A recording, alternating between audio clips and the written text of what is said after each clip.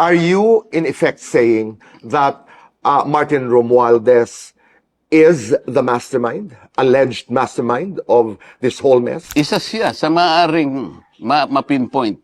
And this is high time for Senator Ping Lacson to call him Okay. in the hearing. And obviously, doon sa kanyang statement, now we're talking about the statement of former Speaker Romualdez, na para bagang for the first time, nakita ng marami sa bayan na may cracks ang relasyon niya with his own cousin, the president of this country, Ferdinand Bongbong Romualdez Marcos. Tama ho ba ang reading namin? Tama naman yun kung pagbabasihan yung revelations ni Saldico na meron siyang sinasabi, allegedly, na merong 100 billion per year na ini-insert sa budget. Ngayon, palagay ko yung statement ni former Speaker Martin Romualdez ay na-trigger nung sinasabing na-aresto na si Saldico. Please explain that to us. Paano siya na-trigger with that arrest of Zaldi in the Czech Republic? Eh kung talagang na-aresto siya talaga, no? Sa akin kasi may pagdududa ko. Si Saldico, nagkaroon na siya ng previous revelations installments. At ang dami niya, he spilled the beans already. Ayaw nga siyang tawagin ni Senator Lacson sa Blue Ribbon Committee for the simple reason that he respects the interparliamentary courtesy. Sabi ko nga doon sa isang sagutan namin, nilibas na ang bansa natin. You're still respecting interparliamentary courtesy? Saan ka naman nakakita ka kung gano'n? Kasi ayaw nila talagang magsalita si Saldi. Sabi ko, pwede mo nang gawin yon. Kasi kung hindi ka in-advise ng legal staff mo, ako magsasabi sa'yo, Saldico can secure his own sworn statement in any country in Europe. Apostille niya lang yun eh. And the Apostille Convention is already recognized by the Philippine Supreme Court. At inadapt na nga ito sa isang requirements natin. Sabi ko, pagka na-apostille yung kanyang sworn statement, pwede mo siyang paharapin sa committee kahit na by Zoom. Bakit hindi mo gawin? Isang potential na witness siya. At dito, nagsabi siyang napakarami, dinadala yung mga mali-malitang pera sa bahay mo, sa ganito. Kinakailangan nating ipagharapin talaga. Bakit ayaw nilang gawin ito? Ito yung punto rito. Ngayon, kapag kung nahuli talaga, magkakaalaman dito. So, kaya siya gumawa ng statement sa aking palagay. Sige, nasa sa inyo. O dilaglagan na tayong lahat. Parang gano'n ang ibig niya sabihin. Okay. I cannot be the fall guy. Ibig niya sabihin, merong mas mataas sa kanya. Pag sinabi pong gobyerno, ito ay pangkalahatan na po. So, Tarot, ipakita mo sa akin kung ano ang nakikita ng kapalaran sa tarot ng ating gobyerno ngayon. Yan. Tao, politika, pangkalahatan. Ay, naku. Agad-agad. May isang tao po dito. May isang taong tatayo. Bata pa po ito. At ito po ay magiging isa uling katipunero. Isang batang lalaki sa politika. Bago ito, at ito ay bago pa lang na, kumbaga, namomotivate sa larangan ng politika, pero siya po ay maninindigan. Isang batang politiko. Inuulit ko, maninindigan po siya at lalaban po siya sa ating gobyerno. Hindi laban na sakitan, kundi laban na wag ihinto ang ipinaglalaban ng iba ring kabataan tungkol sa korupsyon.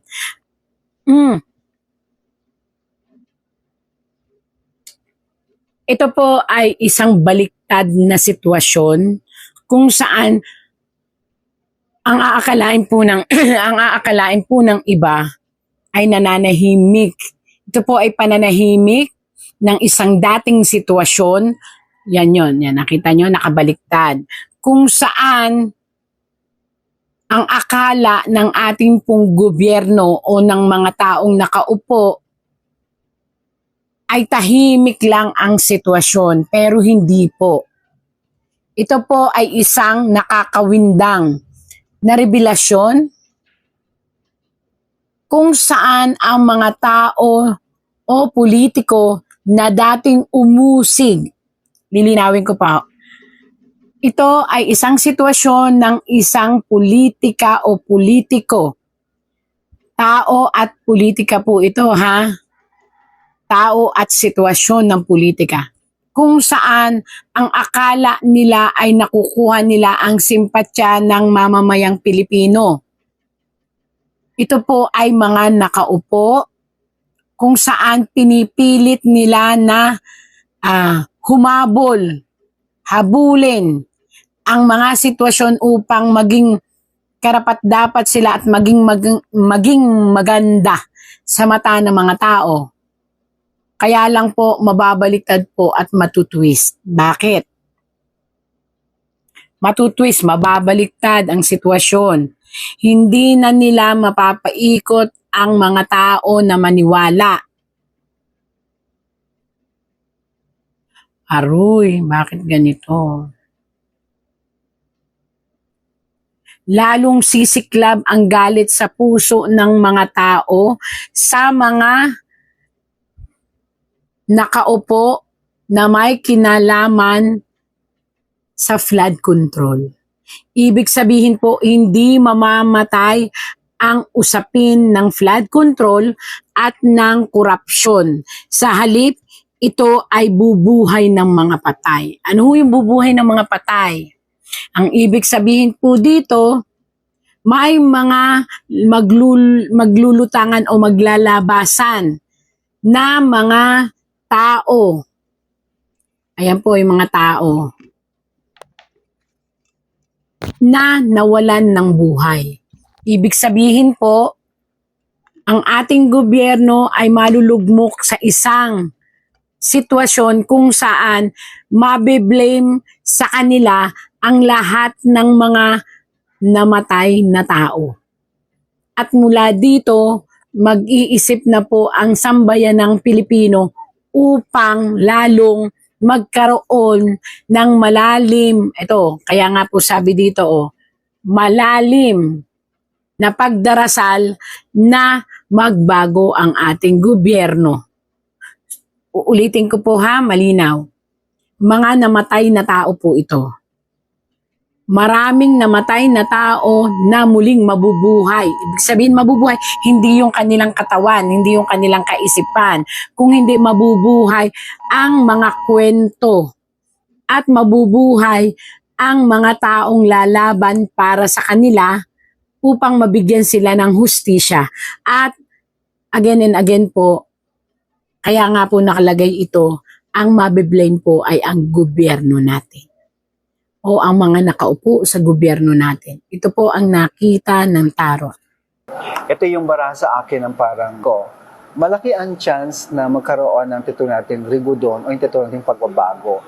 Ulitin ko rin, magiging dahilan ng kanyang pag-alis o ouster of the president is because of this female figure. Natin mapapatalsik ba ang Pangulo? Malakas yung kapag talagang hindi nagkaroon ng solusyon itong mga problemang nangyayari ngayon, tao na mismo ang siyang gagawa ng paraan. Maaalis ang Pangulo. Sana Hindi mangyari, pero sabi ko nga, inuulit ko, magulo, may gulo. Pero meron din ako nakikita mga threat ng kudita.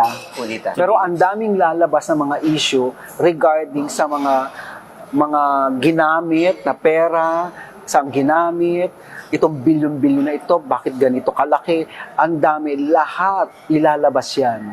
Basta mangyayari yung kanyang magbubukas ng panibagong problema ng ating bansa.